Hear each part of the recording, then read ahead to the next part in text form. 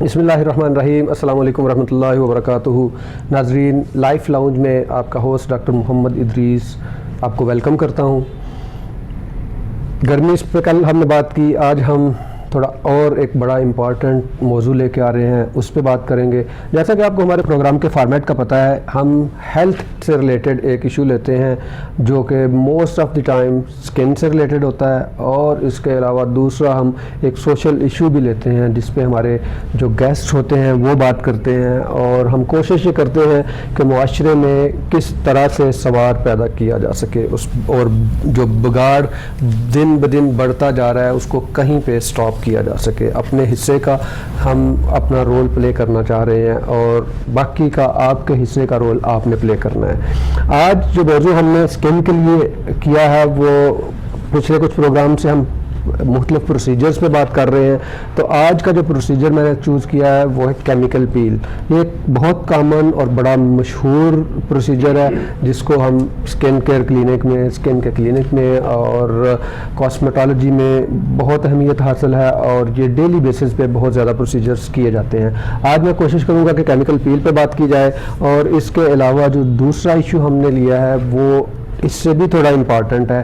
Chemical پیل آپ کو ظاہری حسن و خوبصورتی میں آپ کی اضافہ کرتا ہے، لیکن جو آج ہم ڈسکس کرنے جا رہے ہیں اپنے ینگ بچوں کے ساتھ اور ینگ جنریشن کے ساتھ، وہ ان کی آنے والی زندگی کو خوبصورت بنانے میں بہت اہم کردار ادا کرتا ہے۔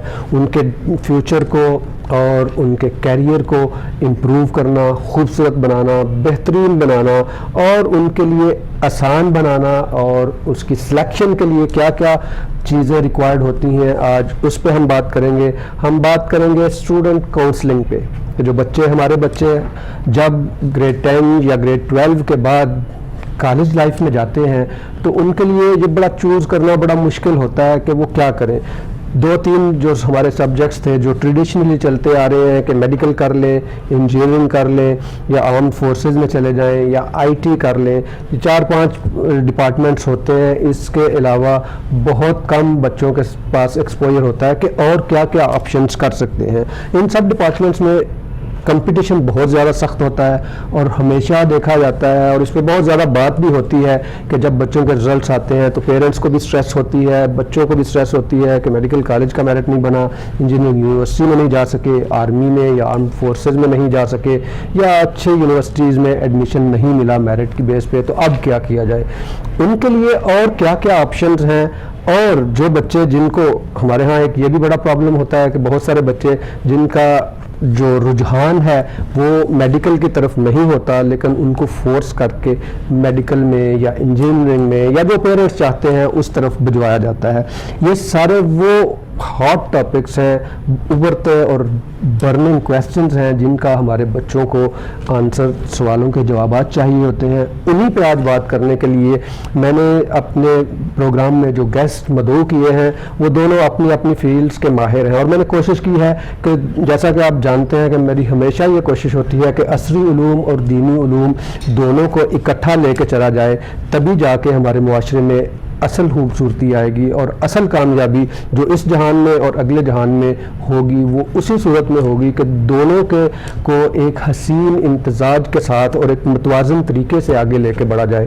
میں اپنے مہمانوں کا تعارف کرواتا ہوں۔ میرے پہلے مہمان ہیں جناب مفتی محمد طارق مصطفی صاحب، یہ جامعہ ہجویریہ سے فارغ التحصیل ہیں اور اسلامک اسکالر ہیں۔ انہوں نے جو مفتی ہے ہمارے اسلامک ایجوکیشن یا مذہبی ایجوکیشن میں جو ٹاپ موسٹ ڈگری ہے وہ مفتی ہی کی ہوتی ہے، جس کا مطلب یہ ہے کہ انہوں نے ڈے 1 سے لے کے اپنے 10 سے 12 سال جو ہیں وہ مدارس کی تعلیم حاصل کی، مدارس کے ماحول کو اچھے سے جانتے ہوں گے، اور بہت اچھی یونیورسٹی ہے جہاں سے یہ فارغ التحصیل ہیں۔ جامعہ ہجویریہ ہمارے اوقاف ڈپارٹمنٹ کے انڈر وہ واحد یونیورسٹی ہے، اور وہاں کے اسٹوڈنٹس بہت اچھے اسٹوڈنٹس اور بہت اچھے اسکالر بن کے نکلتے ہیں۔ ان کو بلوانے کا مقصد یہی تھا کہ یہ ہمارے وہ بچے جو مذہب کی تعلیم کو اپنے لیے چوز کرتے ہیں، میں تو کہتا ہوں وہ اصل میں اپنے آپ کو چوز نہیں کرتے یا مذہب کی تعلیم کو چوز نہیں کرتے۔ مذہب کی تعلیم ہمیشہ اللہ رب العزت کی دین ہوتی ہے، جیسا کہ آقا کریم صلی اللہ علیہ وسلم کے فرمان کا مفہوم ہے کہ اللہ رب العزت جس کے لیے بھلائی کا ارادہ فرماتے ہیں وہ اس کو دین کی سمجھ عطا فرما دیتے ہیں. تو یہ اللہ کے چوزن بندے ہوتے ہیں اور ڈیفینیٹلی جب یہ مذہب میں آتے ہیں، اور آج سپر اسپیشلائزیشن کا دور ہے، مذہب میں بھی اسلامک ایجوکیشن میں بھی سپر اسپیشلٹیز آ رہی ہیں، تو اس میں بچے کا جو ایٹیٹیوڈ ہے یا اس کا رجحان ہے، اس کو دیکھتے ہوئے کس طرح سے اس کو کاؤنسلنگ کرنی چاہیے، اس کے بارے میں مفتی صاحب بات کریں گے. السلام علیکم ورحمۃ اللہ وبرکاتہ. مستر وعلیکم السلام ورحمۃ اللہ وبرکاتہ. میرے دوسرے مہمان آئی ٹی ایکسپرٹ ہیں، اسٹوڈنٹ کاؤنسلنگ کے ڈپارٹمنٹ شعبے سے وابستہ ہیں اور کافی عرصہ یہ ملک سے باہر رہے ہیں، وہاں پہ بھی اپنی خدمات سر انجام دیتے رہے ہیں. ان کو مدعو کرنے کا مین مقصد یہ تھا کہ یہ ہمارے آج کل چونکہ یہ لوکلی اسٹوڈنٹ کاؤنسلنگ کے فرائض سر انجام دے رہے ہیں اور انہوں نے باہر کی دنیا میں بھی کافی کام کیا ہوا ہے، تو یہ بچوں کو کیا کیا تجاویز دیں گے اور کس طرح سے ان کو بتائیں گے کہ ان کے لیے کیا کیا ڈپارٹمنٹس ہیں. میری مراد ہے میرے دوسرے مہمان جناب محمود الرحمان صاحب. السلام علیکم ورحمۃ اللہ وبرکاتہ. وعلیکم السلام ڈاکٹر صاحب، بہت شکریہ آپ کا، آپ نے ٹائم دیا. جی ویلکم. تو ناظرین بات کو شروع کرتے ہیں کہ جیسا کہ میں نے اپنے انٹرو میں بھی کہا کہ پہلے ہم بات کرتے ہیں مفتی محمد طارق سے کہ مفتی صاحب بتائیے اسلامک ایجوکیشن کا کانسیپٹ کیا ہے اور اس میں کن کن چیزوں کا بچوں کو دھیان رکھنا چاہیے جب آپ اسلامک یونیورسٹی یا اسلامک انسٹیٹیوٹ میں ایڈمیشن لیتے ہیں. بسم اللہ الرحمن الرحیم. ڈاکٹر صاحب بہت شکریہ آپ کا کہ آپ نے ایک بہت خوبصورت ٹاپک پہ گفتگو کرنے کا موقع فراہم کیا، اور آپ چینل انتظامیہ کا بھی شکریہ کہ انہوں نے یہ خوبصورت ایک جو ہے وہ پروگرام آرگنائز کیا. بیسک یہ جو کنسیپٹ ہے دینی تعلیم کا، جی یہ بیسکلی انسان کو اصل انسان بنانے کے اندر اس کا بڑا کردار ہے. جی بے شک. کہ ایک بچہ ہے تو اس کی زندگی کے بہت سارے مراحل ہیں کہ کبھی وہ چھوٹا ہے، پھر وہ بڑا ہوتا ہے، تو پھر اس سے بڑا ہوتا ہے، پھر وہ لڑکپن، جوانی اور بڑھاپا.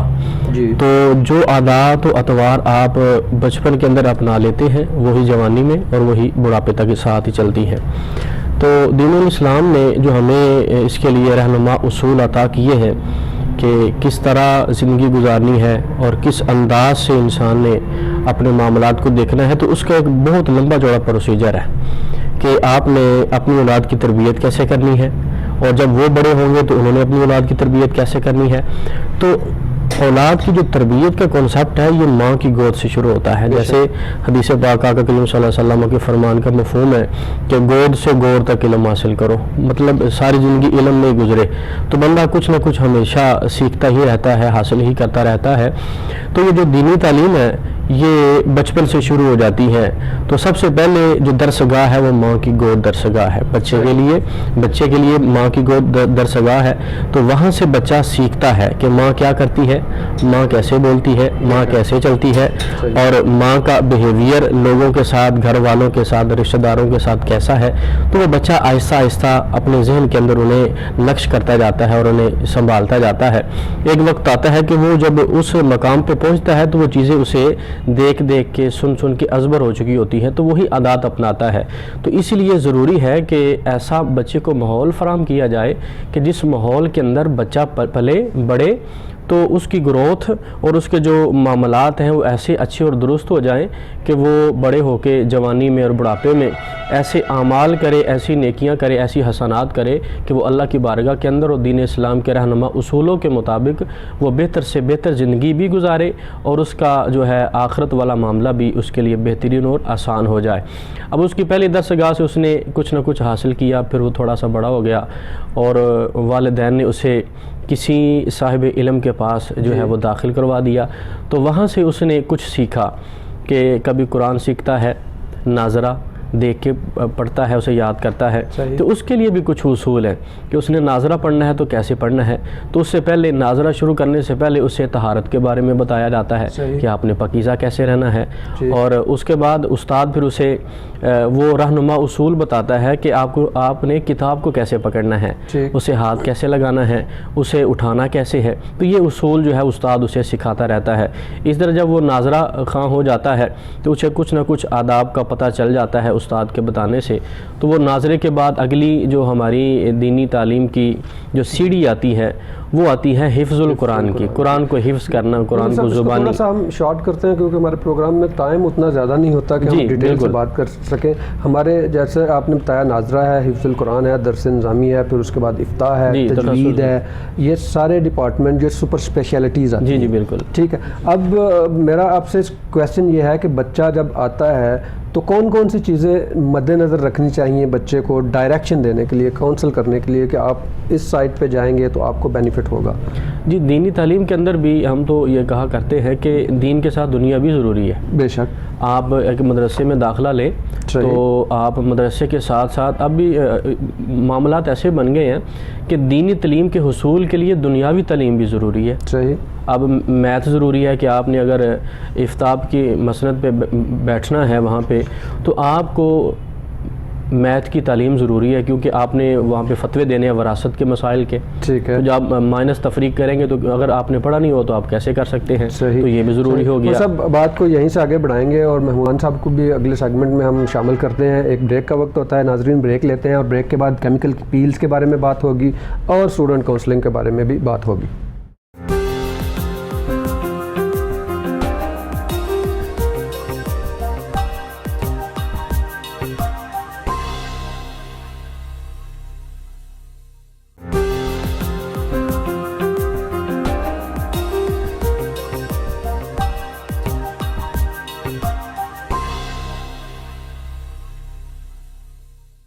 ویلکم بیک ناظرین۔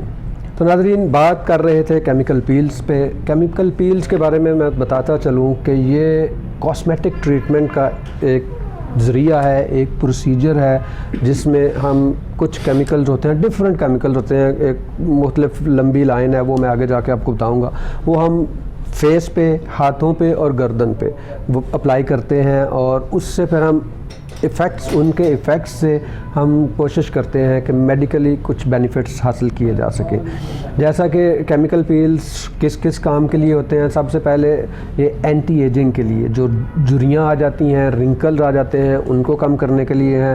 ملازمہ، جو پگمنٹیشن ہو جاتی ہے چہرے پہ، جو داغ دھبے اور نشانات بن جاتے ہیں، ان کو کم کرنے کے لیے یہ ایک بہت اچھی ٹریٹمنٹ ہے۔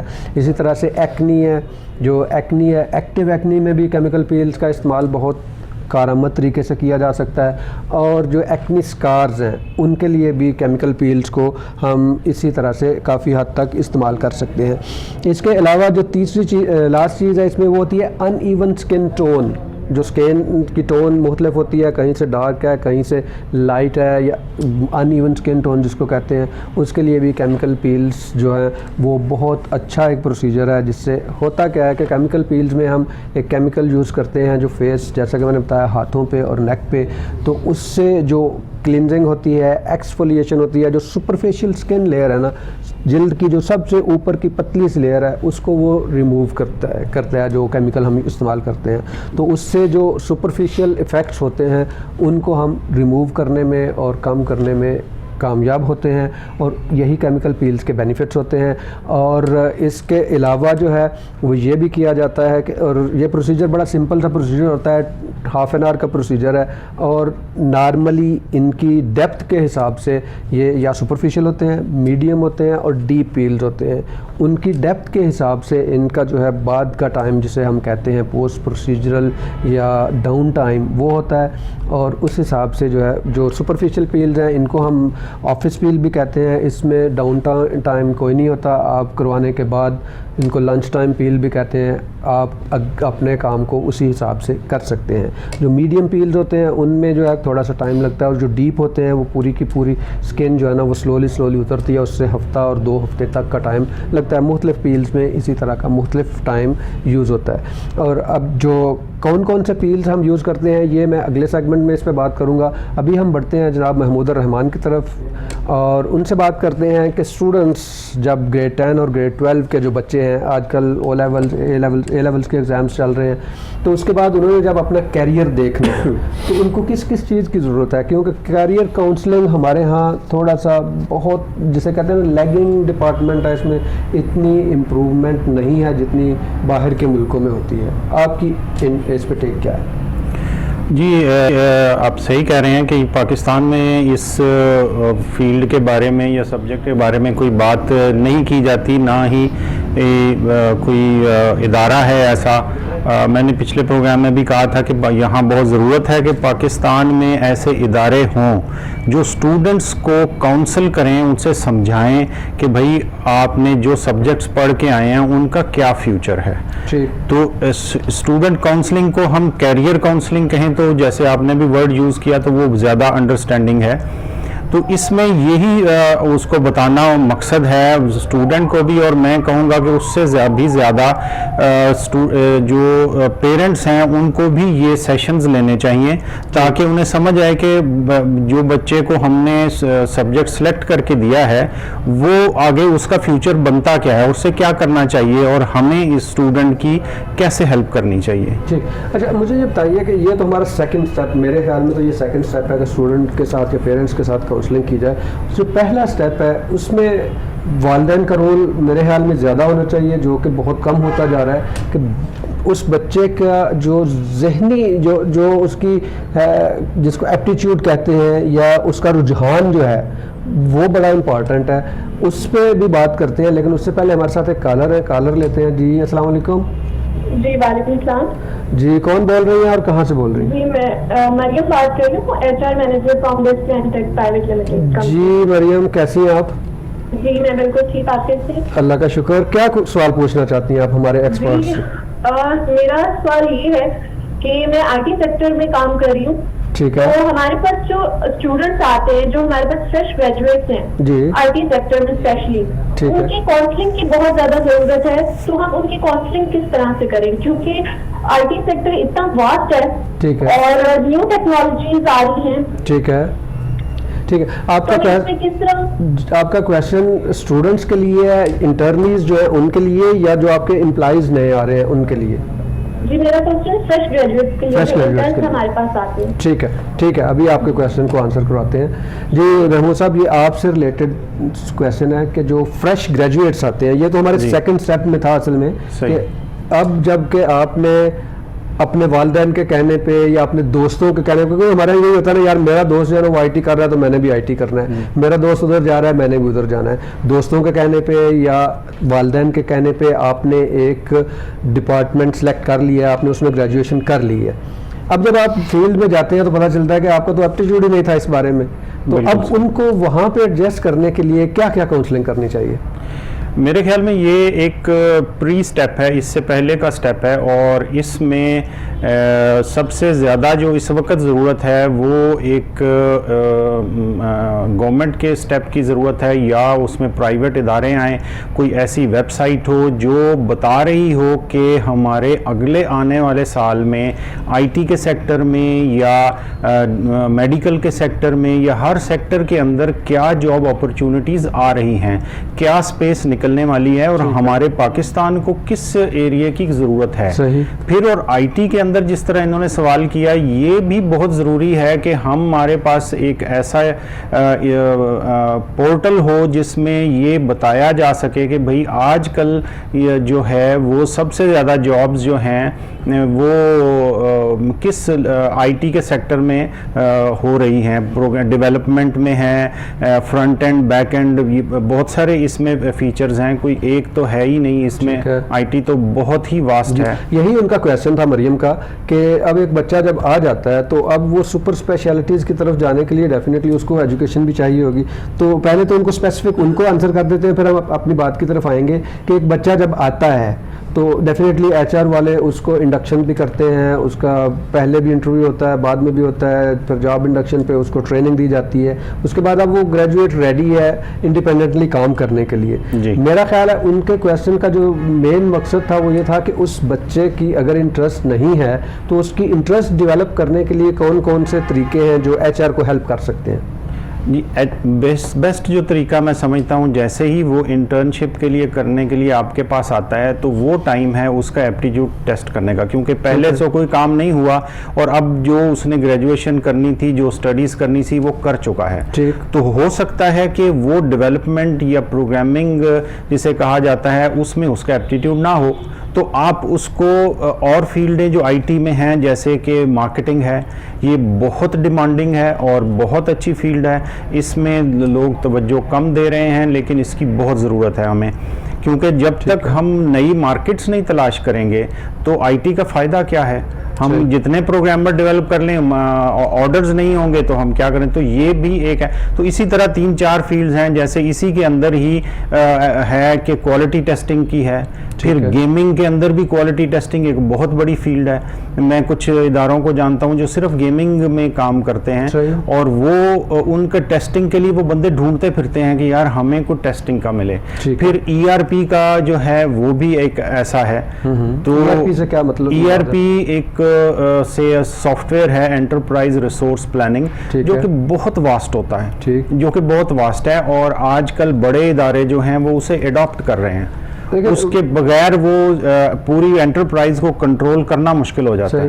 کووڈ کی سچویشن کے بعد آئی ٹی ڈپارٹمنٹ نے جسے کہتے ہیں ایک بہت بڑا جمپ لیا ہے اور اس کی ریکوائرمنٹ ساری دنیا میں بہت زیادہ بڑھ گئی ہے. اور پاکستان جیسی ایمرجنگ مارکیٹ اور پاکستان جیسی مارکیٹ جس میں ہیومن ریسورسز بہت زیادہ ہے، ان کو ڈیولپ کرنے کی بھی بہت زیادہ ضرورت ہے اور ان کو ڈائریکشن دینے کی بھی ضرورت ہے کہ اب فیلڈ کس طرف جا رہی ہے. ایون میڈیکل فیلڈ میں روبوٹک سرجریز آ رہی ہیں، مشینز کا اتنا استعمال کیا ہوتا جا رہا ہے کہ آپ سوچ بھی نہیں سکتے. آگے جا کے پتہ نہیں ہیومن بینگز صرف اندر بیٹھ کے گیمز کھیلنے، میں تو ہمیشہ یہ کہتا ہوں یہ گیمز کھیلنے والی بات ہی ہے. وہ گیمز کھیل رہے ہوں گے اور لوگ جو روبوٹس ہیں یا مشینز ہیں وہ کام کر رہی ہیں، ایون سرجریز مشینز کر رہی ہیں. میں مفتی صاحب کی طرف آتا ہوں. مفتی صاحب آپ بتائیے کہ جیسا ہم نے بات کی کہ مذہبی تعلیم میں جو سپر اسپیشلٹیز ہیں، سب اسپیشلٹیز کہہ رہے ہیں، تجوید ہے، اس کے بعد خطابت ہے، اس کے بعد تصنیف و تالیف ہے جو کہ بہت بڑا ڈپارٹمنٹ ہے ایکچولی، اسی طرح افتاح ہے، اسی طرح سے خطابت ہے، اسی طرح سے دوسرے ڈپارٹمنٹس ہیں. تو یہ وہ کون کون سے ڈپارٹمنٹس ہیں؟ اور میں چاہوں گا کہ آپ تھوڑی سی یہ روشنی ڈالیں کہ وہ بچے جو جا رہے ہیں وہ یہ دیکھیں کہ مجھے میرے اندر جو اللہ نے کوالٹیز دی ہوئی ہیں نا، ہر کسی میں ایک نہ ایک کوالٹی بہترین ہوتی ہے، تو وہ کوالٹی اس کو دوسرے میں بتانی ہوتی ہے، خود سے کم لوگوں کو پتہ چلتا ہے. تو وہ جو کیریئر کاؤنسلر وہاں پہ مدرسے میں ہے وہ اس کو کس طرح سے بتائے گا کہ آپ نے کون سے فیلڈ میں جانا ہے؟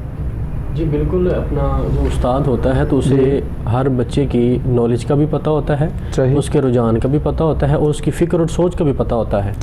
کیونکہ اسے روزانہ اسے پڑھانا ہے، اس سے سننا ہے، اس سے بات چیت ہونی ہے، تو اسے پتہ ہوگا کہ اس کا میلان خطابت کی طرف ہے، یہ اچھا مقرر ہے، اچھی تقریر کر سکتا ہے، یا یہ لکھتا اچھا ہے، مضمون اس کے اچھے ہوتے ہیں، یہ چھوٹا موٹا رسالہ لکھ سکتا ہے. تو جو استاد ہے نا وہ اس کی نا آہستہ آہستہ گرومنگ کرتا رہے گا، اسے سمجھاتا رہے گا کہ آپ مضمون لکھا کریں، جو اچھا بول سکتا ہے، اچھے تلفظ کے ساتھ ادائیگی کر سکتا ہے، اسے کہے گا آپ قاری بن جائیں، آپ قرات کیا کریں، آپ تلاوت کیا کریں، آپ بچوں کو جو ہے وہ قرآن اچھے لہجے کے اندر پڑھایا کریں.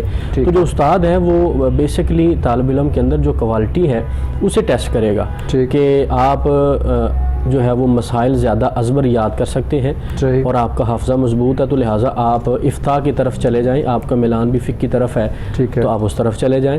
اسی طرح اور جو اپنا بینکوں کے مسائل ہیں، بینکنگ کے مسائل، ان کی طرف بھی لوگوں کی ضرورت ہوتی ہے، تو وہ دیکھے گا کہ جس کی فقہ اچھی ہے اور جو مسائل میں اس کی گرپ بھی اچھی ہے اور وہ بہتر طریقے سے لوگوں کو مسائل پہنچا سکتا ہے، تو اسے افتاح کی طرف جو ہے وہ استاد اس کی رہنمائی کر دے گا کہ آپ افتاح کی طرف چلے جائیں. اور اسی طرح ایک خطابت کا جو آج کے دور کے اندر میں سمجھتا ہوں، جیسے کہا گیا نا الصوت سحر، آواز جو ہے وہ جادو ہوتا ہے. تو بہت سے خطباء ہیں مارکیٹ کے اندر ایسے کہ جو اپنا مذہب کی تعلیم کو پس پردہ ڈال کے اپنے ذاتی تخیلات کی تقریریں کرتے ہیں.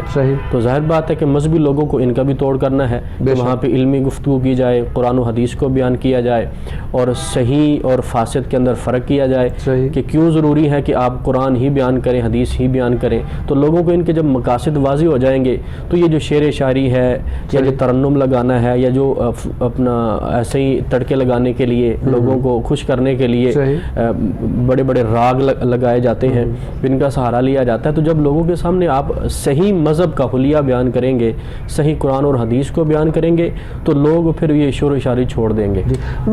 صاحب یہاں پہ میں تھوڑا سا ایڈ کرتا چلوں کہ اصل میں یہ جو جس طرف آپ نے اشارہ کیا ہے نا کہ وہ لوگ جن کو مذہب کی نو ہو کا نہیں پتہ ہوتا، بالکل بھی نہیں ہوتی، وہ آ جاتے ہیں، وہ اصل میں ہماری اپنی ہی غلطی ہے، ہماری اپنی ہی کمی کوتاہی ہے. اس پہ میں چاہوں گا کہ تھوڑی سی ہم ڈیٹیل میں بات کریں کہ کس طرح سے ہم جو ہمارے علماء ہیں یا پڑھے لکھے لوگ ہیں ان کو لے کے آئیں سپر اسپیشلٹیز میں، تو وہ اپنے جوہر خطابت دکھائیں اور لوگوں کی پلس کو بھی دیکھیں. اس پہ ہم بات کرتے ہیں. ناظرین ایک بریک کا ٹائم ہوتا ہے، بریک کے بعد انشاءاللہ اس موضوع پہ بھی بات کرتے ہیں. ہمارے ساتھ رہیے گا.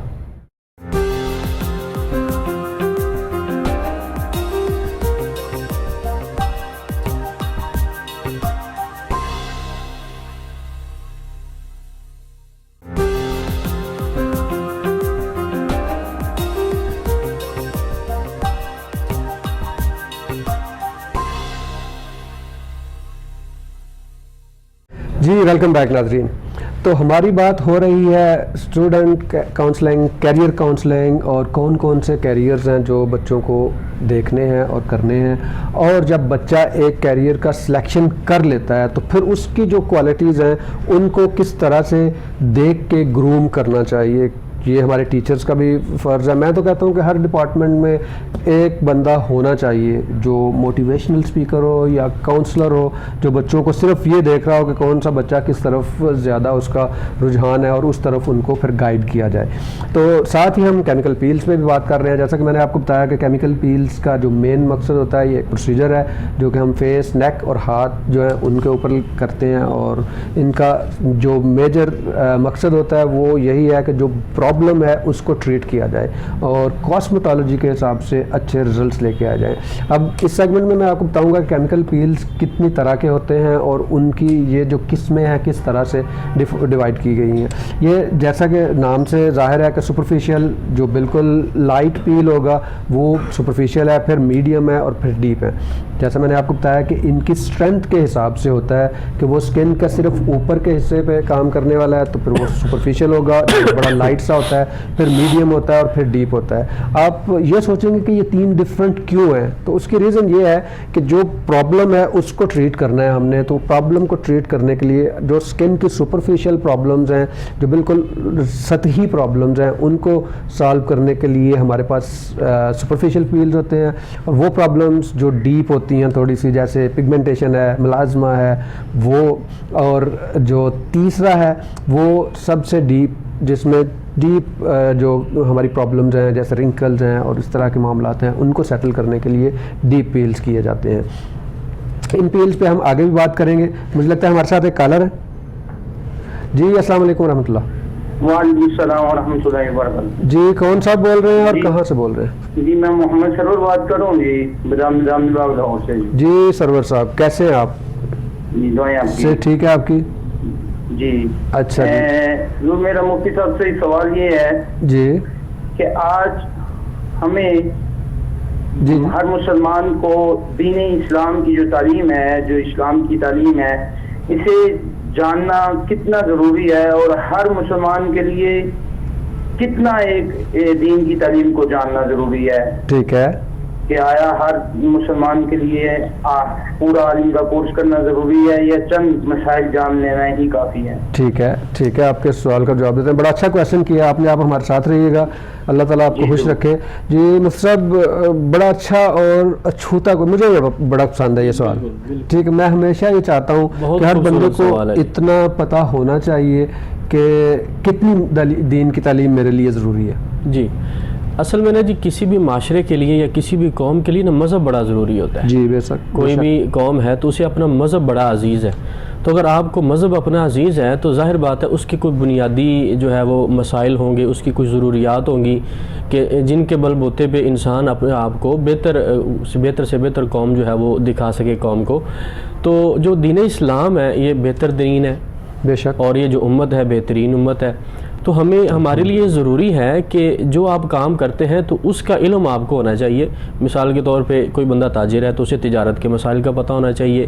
کوئی بندہ عالم ہے تو اسے اپنی فیلڈ کے متعلق جو اس کی ضروریات ہیں, جو لوگ اس سے مسائل پوچھتے ہیں, اس کا جو ہے وہ پتہ ہونا چاہیے. اسی طرح ایک بندہ قاری ہے تو اسے قرات کے اصولوں کا اور قرات کے قواعد و ضوابط کا پتہ ہونا چاہیے.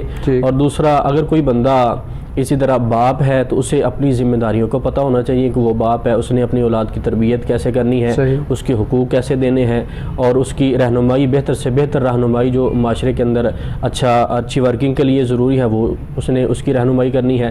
اسی طرح ایک ماں کو اپنے فرائض کا پتہ ہونا چاہیے کہ اس نے اپنی اولاد کو پیدائش کے بعد کیسے ان کی کونسلنگ کرنی ہے, انہیں سمجھانا ہے, انہیں ان کی تربیت کرنی ہے. تو یہ ماں کے اس کے لیے ماں کو اس کا تعلیم حاصل کرنا جو ہے وہ یہ ضروری ہے. اسی طرح اگر بیٹی ہے تو اسے اپنی ذمہ داریوں کو پتہ ہونا چاہیے کہ اس نے والد کے ساتھ کیا سلوک کرنا ہے, والدہ کے ساتھ, بھائیوں کے ساتھ, بہنوں کے ساتھ, اور اسی طرح جو ہے وہ معاشرے کے دیگر افراد جو کسی نہ کسی طرح اس کے ساتھ اٹیچ ہیں, ان کے ساتھ اس نے کیا سلوک کرنا ہے. تو گویا کہ دین اسلام کی جب آپ کے پاس تعلیم ہوگی, آپ کو علم ہوگا, تو آپ بہتر پرفارم کر سکتے ہیں. اور اگر آپ کے پاس نالج نہیں ہے, آپ کو پتہ نہیں اپنے مذہب کے بارے میں اور اس کے بنیادی عقائد کے بارے میں, تو آپ بہتر پرفارم نہیں کر سکتے, آپ پریشان ہوں گے. بے شک. جی مصعب, ان کا کویسچن کو میں تھوڑا سا اور موڈیفائی کرتا ہوں کہ ان کا کویسچن اس طرح سے بھی تھا کہ کیا ہر بندے کو جو 7 سال کا درس نظامی کا کورس ہے وہ کرنا ضروری ہے, یا کہ وہ بیسک یا بنیادی مسائل ان کو سیکھ لے تو اس کے لیے کافی ہے؟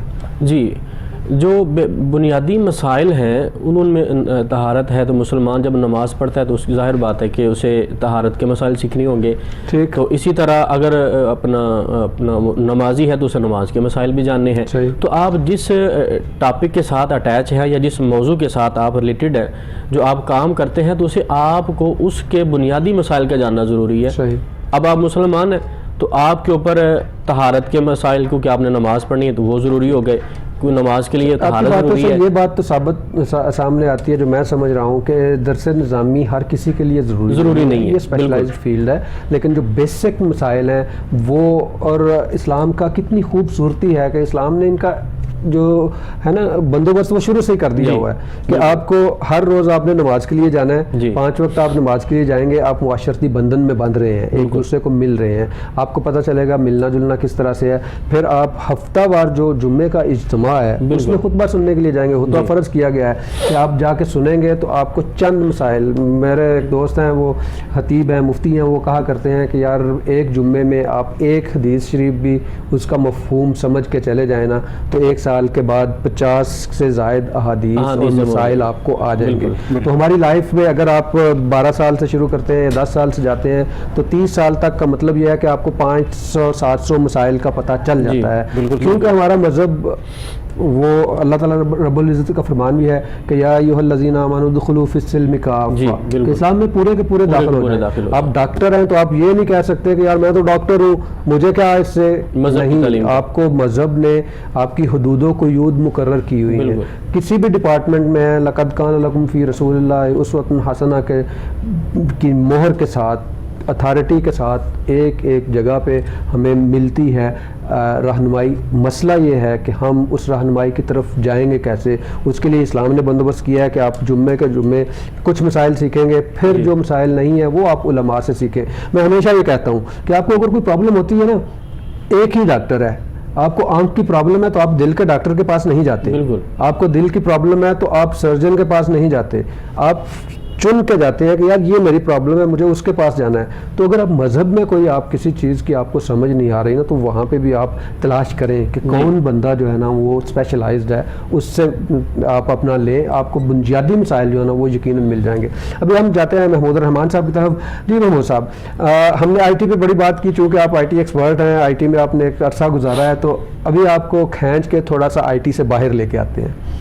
ابھی آپ یہ بتائیں کہ اب ضروری تو نہیں ہے کہ ہر اسٹوڈنٹ ڈاکٹر ہی بنے, ہر student I T expert he بنے, آپ کو فالو کرے, آپ کو آئیڈیالائز کرے.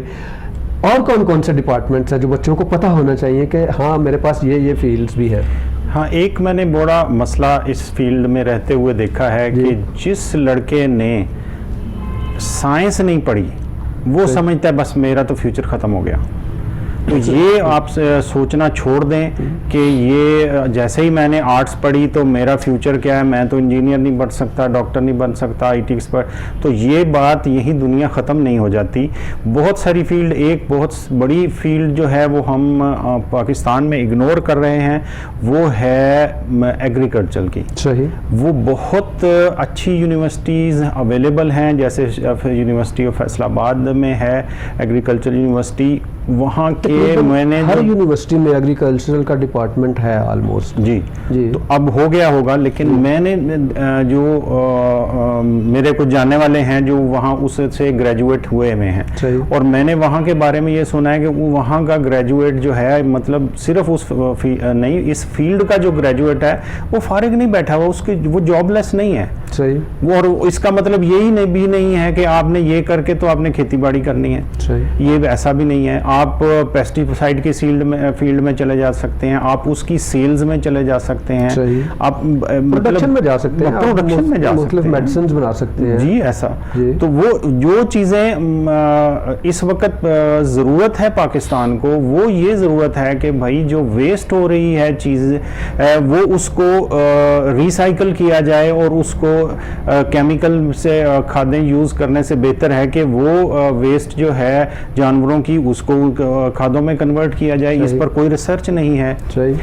جانوروں کو کیسے پال کے ان کا ملکنگ جو ہے وہ کیسے بہتر کرنی ہے. میں نے ایک ٹی وی پہ ہی پروگرام سنا تھا جس میں وہ بتا رہے تھے کہ بھائی میری گائے جو ہے وہ ساہیوال والے نسل سے نہیں ہے, اس کے باوجود وہ 60 لیٹر دیتی ہے, تو صرف اس لیے کہ میں نے اس کی اچھی کیئر کی. اس کے بارے میں کوئی بتانا والا ہے نہیں. تو میں اسی لیے کہتا ہوں کہ ایک میں کوٹ کرنا چاہوں گا کہ یہاں پاکستان میں تقریباً 25 لاکھ سے زیادہ گریجویٹس نکلتے ہیں اینولی. ٹھیک ہے. انٹرمیڈیٹ سے جب نکل کے مطلب انہیں آگے گریجویشن دیکھنی ہے, جب یونیورسٹیز میں جانا ہے, تو وہ دیکھنے کے لیے کچھ ہونا چاہیے. جیسے کہ لندن میں جو ہے ان کی ایک ویب سائٹ ہے UCAS کے نام سے, آپ اس پہ جائیں, آرام سے یونیورسٹی بھی سلیکٹ کریں, سبجیکٹ بھی آپ کو لیکن یہاں کے پرابلم یہ ہوتی ہے, ہمارے پاس جو لڑکا آتا ہے اسے سبجیکٹس کے نام تک نہیں پتہ ہوتے. اسی چیز کے لیے تو ہم آج یہ بیٹھ کے بات کر رہے ہیں لاؤنج میں, اور میں ہمیشہ کہتا ہوں کہ آپ اس لاؤنج کو اپنے گھر کا لاؤنج سمجھیں, اور آپ کال کر کے ہمارے ساتھ انوالو بھی ہو سکتے ہیں, اپنے کویسچنز بھی پوچھ سکتے ہیں, ہیلتھ سے ریلیٹڈ ہوں یا جو مسئلہ یا جو پرابلم ہم ڈسکس کر رہے ہوتے ہیں اس سے متعلق بھی. وہ سب ایک کویسچن یہ بھی آتا ہے کہ ایک بچہ آتا ہے اور جب وہ مدرسے میں نہیں چل پاتا, تو اس کا جو رجحان ہے وہ بزنس کی طرف ہے یا اس کا رجحان مارکیٹنگ کی طرف ہے, تو وہ مدرسے میں جب نہیں چل پاتا یا کچھ کرتے کرتے وہ 4-7 سال گزار لیتا ہے, اس کے بعد کیا وہ بچہ اس بچے سے بہتر ہے کہ جس کو دین کی ABC کا نہیں پتہ؟ یہ سوال میں آپ کے لیے چھوڑتا ہوں, لیکن بریک کے بعد. ناظرین ایک بریک لیتے ہیں.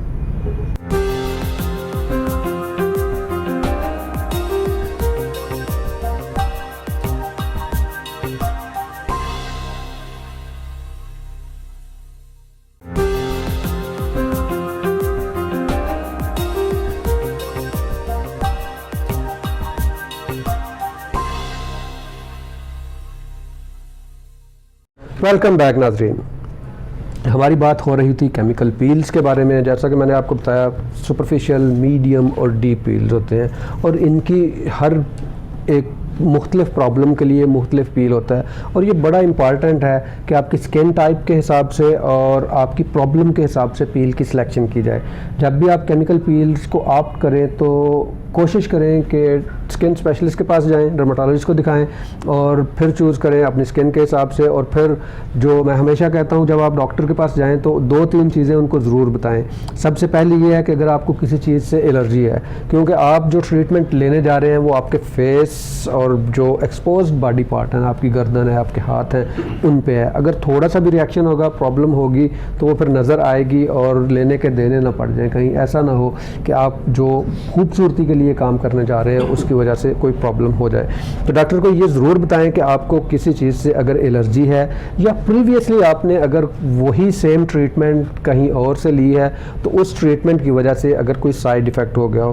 ہمارے ہاں یہ ایک بڑی پرابلم جو مجھے دیکھنے میں ملی ہے پریکٹس میں کہ لوگ یہ سمجھتے ہیں کہ اگر کسی چیز کا سائیڈ ایفیکٹ ہوا ہے تو وہ ڈاکٹر کی غفلت اور ڈاکٹر کی پرابلم ہے. حالانکہ ایسا نہیں ہوتا. میڈیسنس وہی ہوتی ہیں, وہی میڈیسنس بہت سارے پیشنٹس اور بہت سارے کلائنٹس میں ان کے اچھے ایفیکٹس آتے ہیں. اگر کوئی کلائنٹ کوئی پیشنٹ اس کو ریئیکٹ کر جاتا ہے تو اس میں ڈاکٹر کا یا میڈیسن کا کوئی پرابلم نہیں ہوتا. اس لیے اگر آپ کو کسی چیز سے الرجی ہے یا پریویسلی آپ نے ٹریٹمنٹ لی ہوئی ہے اور اس سے کوئی سائیڈ ایفیکٹ ہوا ہے یا پرابلم ہوئی ہے تو وہ ڈاکٹر کے ساتھ ضرور ڈسکس کریں. ہو سکتا ہے نیگلیجنس بھی ہو سکتی ہے یا بعض اوقات کچھ پرابلمس ہو جاتی ہیں, پروسیجر ٹھیک نہیں ہوتا یا جو کر رہا ہے وہ اتنا ایکسپرٹ نہیں ہے اس وجہ سے, یا جو میڈیسن آپ یوز کر رہے ہیں کیونکہ وہ میڈیسن بھی تو ہم ہی نے بنائی ہوئی ہے نا, یہیں کے ہی وہ پروڈیوسرز ہوتے ہیں. تو اس میڈیسن میں جو اسٹرینتھ تھی وہ ڈفرینٹ آ گئی ہے یا کوئی پرابلم ہو گئی ہے یا ایکسپائری ہے, بہت سارے ملٹیپل فیکٹرز ہوتے ہیں, میں ان کی ڈیٹیلز میں نہیں جانا چاہتا.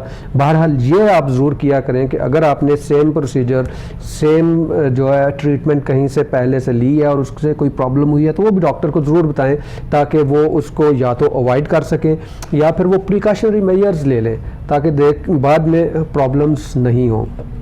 تو اب بات ہو رہی تھی سپرفیشل, ڈیپ اور جو میڈیم پیلز ہیں ان کی, اور ان کی سلیکشن بھی اسی حساب سے ہوتی ہے کہ اسکن کی پرابلم کون سی ہے. سپرفیشل ہے تو سپرفیشل ہوگا, میڈیم ہے تو میڈیم, اور ڈیپ ہوگا تو اس میں ڈیپ, کیونکہ ان میں اسٹرینتھ کا ڈفرینس ہوتا ہے, ان میں کیمیکل کا بھی ڈفرینس ہوتا ہے کہ کون سا کیمیکل یوز کر رہے ہیں اور کون سی بیماری کے لیے ٹریٹ کر رہے ہیں. تو اگر آپ نے اناتھرائزڈ پرسنس کے پاس بھی جانا ہے تو کوشش یہ کریں کہ ایک دفعہ آپ ضرور جائیں, اور جب آپ کیمیکل پیل یا کوئی بھی پروسیجر کرواتے ہیں نا تو ڈاکٹر سے آپ پوچھ سکتے ہیں, یہ آپ کا رائٹ ہوتا ہے کہ یہ آپ کون سی میڈیسن یوز کر رہے ہیں اور اس کی پرسنٹیج یا اسٹرینتھ کیا ہے اور یہ کب ہونی چاہیے. نارملی پیلز جو ہیں کوشش یہ کی جاتی ہے, ڈپینڈ کرتا ہے ڈیزیز پہ, بعض اوقات ہم ویکلی بھی دیتے ہیں جو سپرفیشل ہیں, بعض اوقات پیل کا اپنا جو ڈاؤن ٹائم ہے وہ 2 ہفتے 3 ہفتے ہو جاتا ہے, اسی حساب سے مہینہ 2 مہینے, وہ ڈپینڈ کرتا ہے کہ کون سی بیماری کے لیے کون سا پیل یوز کر رہے ہیں. ابھی ہم مفتی صاحب کی طرف بڑھتے ہیں. جو ہمارا پچھلے سیگمنٹ میں نے کویسچن چھوڑا تھا کہ ایک بچہ جس کے پاس دین کا علم لینے کے لیے گیا اتنا اس کا رجحان نہیں تھا, اس کا رجحان دوسری طرف تھا, وہ مارکیٹنگ میں جانا چاہتا تھا, تجارت میں جانا چاہتا تھا. میرے خیال میں تو یہ بھی دین ہی کا ایک حصہ ہے. بالکل ٹھیک ہے. تو اس میں وہ بندہ جس کو دین کے ABC کا نہیں پتا اور جس کو کچھ نہ ہو ہے, دونوں میں سے کون سا بہتر ہے اور معاشرے پہ اس کا اچھا امپیکٹ کون سا بچہ دے گا؟ میں تو یہ کہنا چاہوں گا کہ آپ علماء کو تجارت پہ لگائیں. ٹھیک, صحابہ نے تجارت کی ہے, فقہاء نے کی ہے, اولیاء نے کی ہے, بزرگان دین نے, سب نے تجارت کی ہے. تجارت بری نہیں ہے, لیکن تجارت کے بعض دفعہ اصول لوگ برے اپنا لیتے ہیں, جیسے سود ہو گیا, جوا ہو گیا, اس طرح کی جو چیزیں بندہ خود ایڈ کر لیتے ہیں وہ برے ہیں. تو جو بندہ کچھ نہ کچھ مذہب کی تعلیم رکھتا ہے, اسے حلال و حرام کے جو ہے وہ ضوابط کا قواعد کا پتہ ہے, تو وہ ظاہر بات ہے کہ اس سے بہتر ہے کہ جسے بالکل ہی نہیں. بالکل صحیح فرمایا آپ نے. عمر صاحب ہمارے پاس تھوڑا سا ٹائم ہے, میں جو چاہتا ہوں کہ جس پہ کوئکلی بات کی جائے کہ ریسرچ اور ڈیولپمنٹ, یہ والا ڈپارٹمنٹ ہمارے ہاں بہت پیچھے رہتا جا رہا ہے, جو کہ کامیابی اور ترقی کا بنیادی زینہ ہے کسی بھی قوم کے لیے. یہ آپ کی بات بالکل ٹھیک ہے. ہمارے مطلب کیا کہنا چاہیے کہ ٹیچرز اور اس میں کوئی اس کو بتانے والا نہیں ہے. تو یہ آپ نے بہت اچھا ٹاپک, اللہ آپ کو ترقی دے, کہ یہ بڑا اچھا یہ قوم کی خدمت والا حساب ہے کہ اتنی بڑی تعداد میں اسٹوڈنٹس اویلیبل ہیں, انہیں پتہ ہی نہیں کہ میں نے کدھر جانا ہے, یعنی کوئی بتانے والا نہیں ہے. تو ہمیں ریسرچ والے کام میں سے یہی بھی ریسرچ کا ہی کام ہے کہ اسٹوڈنٹس کو بتایا جائے کہاں جانا ہے. پھر ایروناٹیکل ہے, وہاں جانا ہے کہ وہاں کے ایریاز ہیں, پھر سائنٹسٹ ہے, یہ سب ریسرچ ہے, ریسرچ اینڈ ڈیولپمنٹ ہے. ہر ادارے میں ایک ڈپارٹمنٹ ایسا ہوتا ہے جو اس ادارے کی ریسرچ اینڈ ڈیولپمنٹ بھی کر رہا ہوتا ہے. لیکن انفارچونیٹلی دیکھا یہ گیا ہے کہ وہ ریسرچ اینڈ ڈیولپمنٹ کو وہ ٹھنڈا فیلڈ سمجھتے ہیں, اور جو کہیں کام نہیں کرتا نا اس کو کہتے ہیں آپ ریسرچ اینڈ ڈیولپمنٹ میں چلے جائیں اور جا کے بیٹھے رہیں. لیکن میرے خیال میں اگر دیکھا جائے, چونکہ ہمارے پاس ٹائم کم ہے, تو میں انہی باتوں اسی پہ ہی کنکلوڈ کروں گا, اور ساتھ میں یہ بھی بتانا چاہوں گا کہ جو ریسرچ اینڈ ڈیولپمنٹ کا فیلڈ ہے نا, یہی وہ فیلڈ ہے جس جس کے بیس پہ قومیں ترقی کرتی ہیں اور آگے صحیح. بڑھتی ہیں. اب ہمارے جو ذہن میں ایک آتا ہے نا آئیڈیا کہ ریسرچ اینڈ ڈیولپمنٹ کیا ہوگا کہ آپ سائنٹسٹ بنیں گے, آپ بس سائنس میں ریسرچ اینڈ ڈیولپمنٹ کر سکتے ہیں کہ آپ نئی میڈیسن بنا لیں گے, آپ کوئی نہیں. Research and development Hare field میں ضروری ہے, وہ تجارت ہے, وہ مارکیٹنگ ہے, وہ آئی ٹی ہے, وہ میڈیکل ہے, وہ انجینئرنگ ہے, ایروناٹیکل ہے, آپ کسی بھی ڈپارٹمنٹ میں لے لیں, وہاں پہ جب تک آپ ریسرچ اینڈ ڈیولپمنٹ کو اسٹرانگ نہیں کریں گے آپ انوویشن نہیں لے کے آ سکتے, کیونکہ دنیا بہت تیزی سے چل رہی ہے. وہ چیزیں, وہ ٹیکنالوجی جو 3 سال پہلے تھیں آج وہ ابسلیٹ ہو چکی ہوئی ہیں, ختم ہو گئی ہوئی ہیں.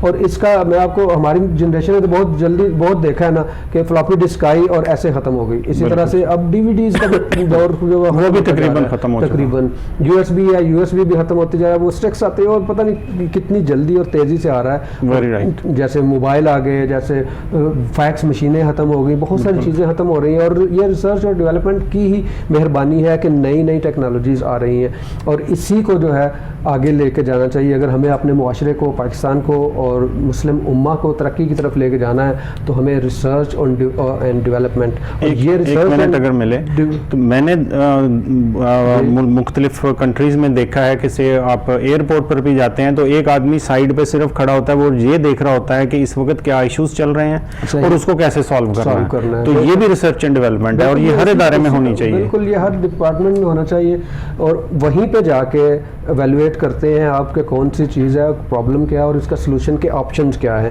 پھر وہ آپشنز کو جو ہے وہ ایویلویٹ کر کے ڈیولپ کیے جاتی ہے ایک پالیسی, اور یہ بڑا امپارٹنٹ ہے اور ہر فیلڈ میں ہونا چاہیے. میرا خیال یہ ہے کہ ہماری جو کریم ہے, جو اچھے اسٹوڈنٹس ہیں, ان کو اس طرف گائیڈ کرنا چاہیے کہ وہ ریسرچ کی طرف آئیں, ڈیولپمنٹ کی طرف آئیں, اور نئی ٹیکنالوجیز بنائی جائیں اور ان کو ڈیوائس کیا جائے, تاکہ ہمیں وہی ٹیکنالوجیز باہر سے امپورٹ نہ کرنی پڑیں, بلکہ ہم یہیں پہ اس میں خود کفیل ہوں.